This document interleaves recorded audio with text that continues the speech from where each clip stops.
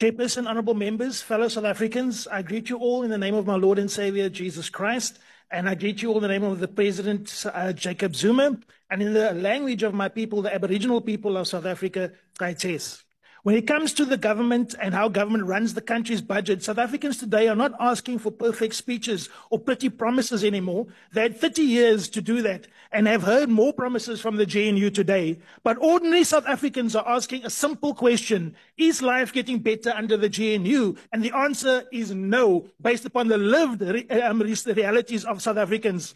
Under this government of national unity, it will not, because they refuse to deal with the realities of the past, like land and mineral ownership reform, because they are hell-bent on keeping the land and its resources in the hands of those who took it by force through large-scale government theft and apartheid and colonial laws, who were never forced to return the land and mineral wealth so it can be used to help us escape systemic poverty. Instead, we make debt and pay 1 billion rand a day on debt servicing costs to the IMF and World Bank every day. This is a disgrace.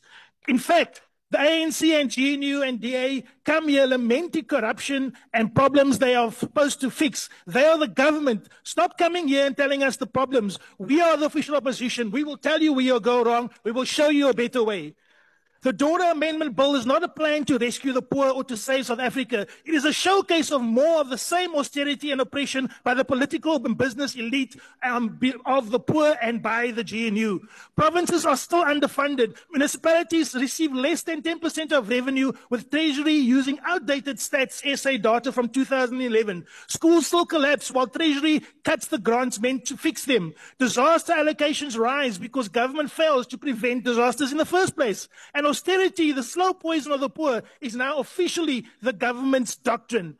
Chairperson, let me explain austerity in simple everyday language, because our people must know exactly what is being done to them. Austerity is when government decides to save money, not by cutting waste, not by stopping corruption, not by recovering stolen billions and stopping white monopoly capital flight, but by cutting the very services that keep our communities alive.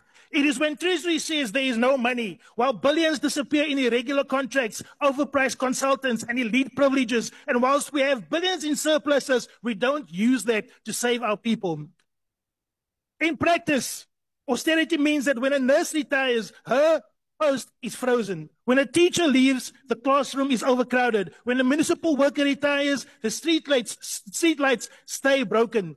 Austerity is not an abstract economic policy. It is the reason your child's school has no textbooks, your clinic has no nurses, your neighborhood has no streetlights, and your municipality has no clean water.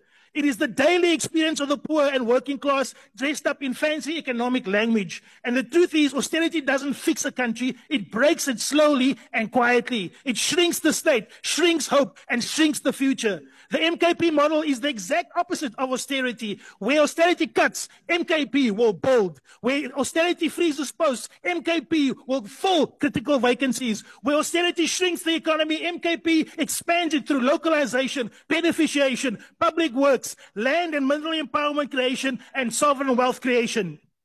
MKP believes that the budget must be used as a tool to stimulate growth, not to suffocate it. We believe that hiring a nurse is not an expense, it is an investment. Fixing a water pipe is not a cost, it prevents further disasters. Building a school is not a burden, it creates jobs and a powerful opportunity for our people. Instead, GNU creates more debt with IMF and World Bank conditionalities under advice from privately owned South African Reserve Bank that serves the elite, not the South African people. And under the MK, we will make sure that SARB is nationalized. Unlike the DA, ANC, and all their coalition governments and the municipalities they have been collapsing our municipalities, and they have been in coalition together for not just this last 2 years, but for many years. And they are the reason our people are living in poverty, without water, without food, without anything, a roof over their head. Honorable Chair, a bigger economic pie is what we need, not smaller slices. South Africa cannot cut itself into prosperity. We must grow through industrialization, beneficiation, and African and global trade. We must be built on land and minerals returned to the people, with the wealth beneath our soil building our nation, not private empires. MKP will propose a new division of revenue bill. We must make sure that our people are served by this bill and not cut by this bill. We reject this amendment bill. Thank you.